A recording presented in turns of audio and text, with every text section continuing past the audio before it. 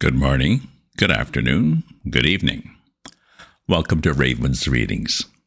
I'm reading to you from Three Men in a Boat. It's a humorous story similar to the dry wit of P.G. Wodehouse. It was written in 1889 by Jerome K. Jerome. I do readings twice a week. If you've subscribed to my Substack newsletter, you'll get notified of my updates as soon as they are ready. If you enjoy this reading or have other classics you'd like to hear, leave me a comment. Last episode, the travelers finally got packed and went to bed, ready to get up early the next day to head for their boat. Now they will finally head out on what is to be a restful break. Chapter 5. It was Mrs. Poppets that woke me up next morning. She said, "Don't you know that it's nearly 9 o'clock, sir?" "9 what?" I cried, starting up. 9 o'clock, she replied through the keyhole. "Well, I thought you was oversleeping yourselves." I woke Harris and told him. He said, "I thought you wanted to get up at 6. "Well, so did I answered. "Why didn't you wake me?" "How could I wake you when you didn't wake me?" he retorted. "Now we shan't get on the water till after 12. I wonder you take the trouble to get up at all." I replied, "Lucky for you that I do. If I hadn't woke you, you would have lain there for the whole fortnight." Well, we snarled at one another on this strain for the next 5 minutes when we were interrupted by a defiant snore from George. It reminded us for the first time since our being called of his existence. There he lay, the man who wanted to know what time he should wake us, on his back with his mouth wide open and his knees stuck up. I don't know why it should be, I'm sure, but the sight of another man asleep in bed when I'm up, maddens me. It seems to me so shocking to see the precious hours of a man's life, the priceless moments that will never come back to him again, being wasted in mere brutish sleep. There was George throwing away in hideous sloth the inestimable gift of time, his valuable life, every second of which he would have to account for hereafter, passing away from him unused. He might have been up stuffing himself with eggs and bacon, irritating the dog, or flirting with the slavey, and instead of sprawling there, sunken soul clogging oblivion. It was a terrible thought. Harris and I appeared to be struck by it at the same moment. We determined to save him, and in this noble resolve, our own dispute was forgotten. We flew across and slung the clothes off him, and Harris landed him one with a slipper, and I shouted in his ear, and he woke. "What's the matter?" he observed, sitting up. "Get up, you fat-headed chunk," roared Harris. "It's 10:15. "What?" he shrieked, jumping out of the bed and into the wash basin. "Who the thunder put this thing here?" We told him he must have been a fool not to see the basin. We finished dressing, and when it came to the extras, we remembered that we had packed the toothbrushes and the brush and comb, and that toothbrush of mine will be the death of me, I know, and we had to go downstairs and fish them out of the bag, and when we'd done that, George wanted the shaving tackle. We told him he would have to go without shaving this morning, as we weren't going to unpack the bag again for him, not for anyone like him. He said, "Don't be absurd. How can I go into the city like this?" It was certainly rough on the city, but what cared we for human suffering? As Harris said in his common vulgar way, the city would have to lump it. We went downstairs to breakfast. Montmorency had invited 2 other dogs to come and see him off, and they were whiling away the time by fighting on the doorstep. We calmed them with an umbrella and sat down to chops and cold beef. Harris said, "The great thing is to make a good breakfast." And he started with a couple of chops, saying that he would take these while they were hot, as the beef could wait. George got hold of the paper and read us out the boating fatalities and the weather forecast, which latter prophesied rain, cold, wet to fine, whatever more than ghastly thing the weather it may be. Occasional local thunderstorms, east wind with general depression over the Midland counties, London Channel, bar falling. I do think that for all the silly, irritating tomfoolishness by which we are plagued, this weather forecast fraud is about the most aggravating. It forecasts precisely what happened yesterday or the day before, and precisely the opposite of what was going to happen today. I remember a holiday mime being completely ruined one late autumn by our paying attention to the weather report of the local newspaper. Heavy showers with thunderstorms may be expected today, it would say on Monday, and so we would give up our picnic and stop indoors all day waiting for the rain. and people would pass the house going off in wagonettes and coaches as jolly and merry as could be, and the sun shining out and not a cloud to be seen. "Ah," we said as we stood looking out at them through the window, "won't they come home soaked?" And we chuckled to think how wet they were going to get, and came back and stirred the fire and got out our books and arranged our specimens of seaweed and cockle shells. By 12 o'clock, with the sun pouring into the room, the heat became quite oppressive, and we wondered when those heavy showers and occasional thunderstorms were going to begin. They'll come back in the afternoon, you'll find," we said to each other. "Oh, won't those people get wet? What a lark."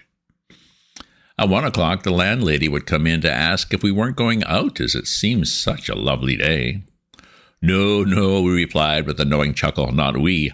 We don't mean to get wet. No, no." And when the afternoon was nearly gone and still there was no sign of rain, we tried to cheer ourselves up with the idea that it would come down all at once, just as the people had started for home and were out of reach of any shelter, and that they would thus get more drenched than ever.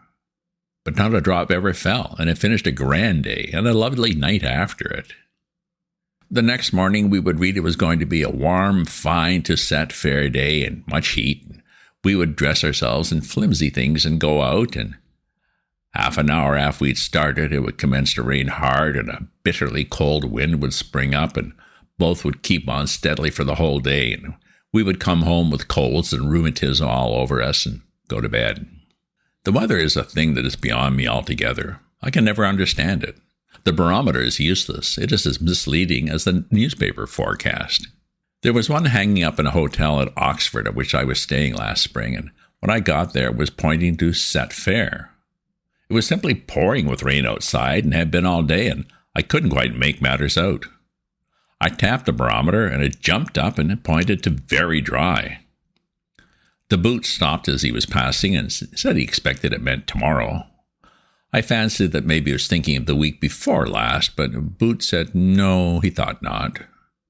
I tapped it again the next morning, and it went even higher. The rain came down faster than ever. On Wednesday, I went and hit it again, and the pointer went round towards set fair, very dry, much heat, until it was stopped by the peg and couldn't go any further. It tried its best, but the instrument was built so that it couldn't prophesy fine weather any harder than it did without breaking itself. It evidently wanted to go on and prognosticate drought and water famine and sunstroke and simoons and such things, but the peg prevented it, and it had to be content with pointing to the mere commonplace, very dry. Meanwhile, the rain came down in a steady torrent, and the lower part of the town was under water, owing to the river having overflowed. Boots said it was evident that we were going to have a prolonged spell of grand weather sometime, and read out a poem which was printed over the top of the barometer about long foretold, long last, short notice, soon past. The fine weather never came that summer. I expect that machine must have been referring to the following spring. Then there are those new style of barometers, the long straight ones. I could never make head or tail of those. There's one side for 10 a.m. yesterday and one side for 10 a.m. today, but you can't always get there as early as 10, and it rises or falls for rain or fine with much or less wind, and one end is nly and the other ely. What's ely got to do with it? And if you tap it, it doesn't tell you anything. And you've got to correct it to sea level and reduce it to Fahrenheit, and even then I don't know the answer. But who wants to be foretold the weather? It's bad enough when it comes without our having the misery of knowing about it beforehand. The prophet we like is the old man who, on the particularly gloomy-looking morning of some day when we particularly wanted it to be fine, looks round the horizon with a particularly knowing eye and says, "Oh, no, sir, I think it'll clear up all right. It'll break all right enough, sir."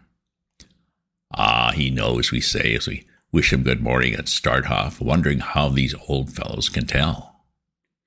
And we feel that affection for the man which is not at all lessened by the circumstances of its not clearing up, but continuing to rain steadily all day. Ah, well, we feel he did his best.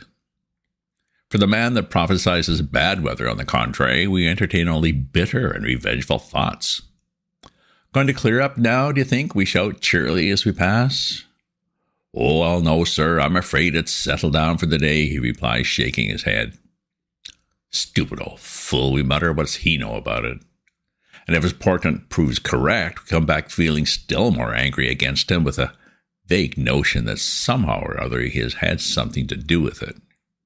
It was too bright and sunny on this special morning for George's blood-curdling readings about bar falling and atmospheric disturbance passing in an oblique line over southern Europe and pressure increasing to very much upset us. And so, finding he could not make us wretched and was only wasting his time, he sneaked a cigarette that I'd carefully rolled up for myself and went out. Then Harris and I, having finished up the few things left on the table, carted out our luggage to the doorstep and waited for a cab. There seemed a good deal of luggage when we put it all together. There was the Gladstone and the small handbag and the 2 hampers and a large roll of blankets and some 4 or 5 overcoats and macintoshes and a few umbrellas, and then there was a melon by itself in a bag because it was too bulky to go in anywhere, and a couple of pounds of grapes in another bag, and a Japanese paper umbrella, and the frying pan, which, being too long to pack, we had wrapped round with brown paper. It did look a lot, and Harris and I began to feel rather ashamed of it, though why we should be, I can't see. No cab came by, but the street boys did, and got interested in the show, apparently, and stopped. Biggs's boy was the first to come round.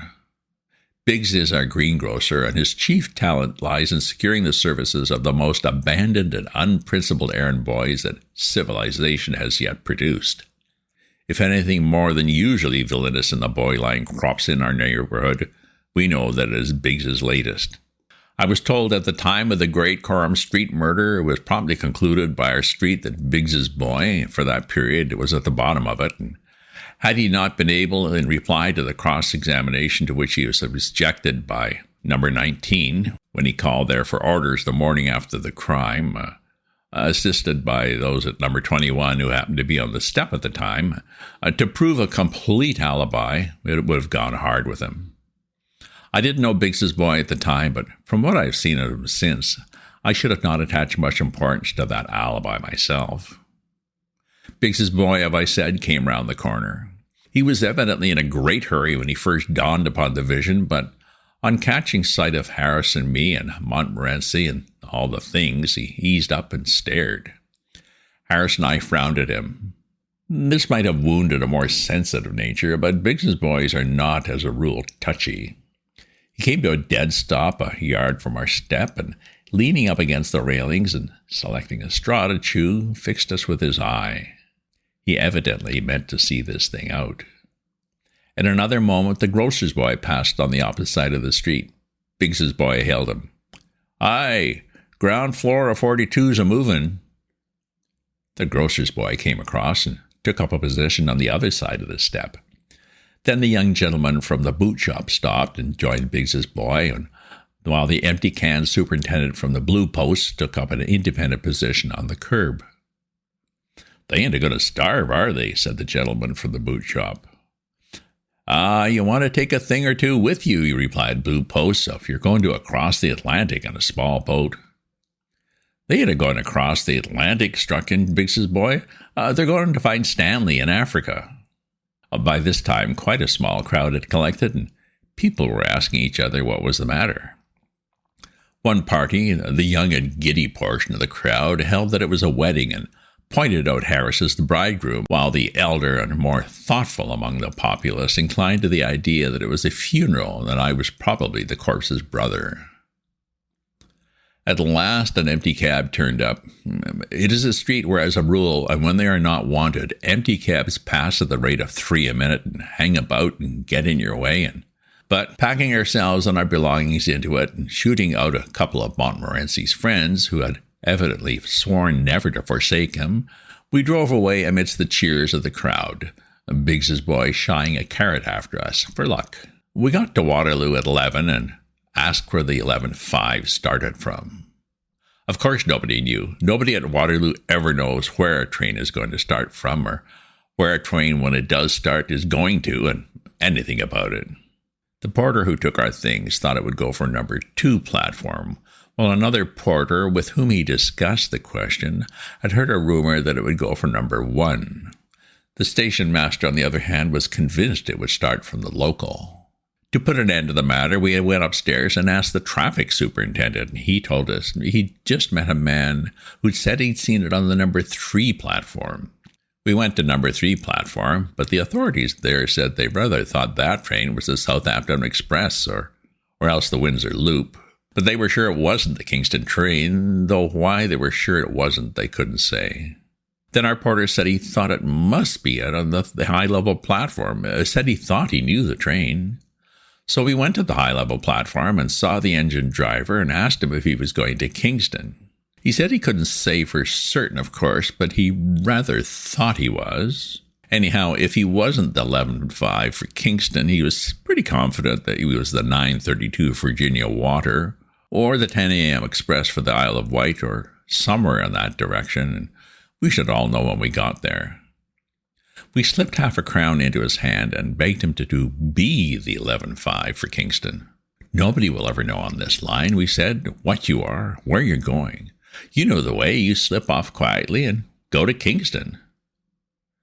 Well, I don't know, gents, replied the noble fellow, but I suppose some trains got to go to Kingston. I'll do it.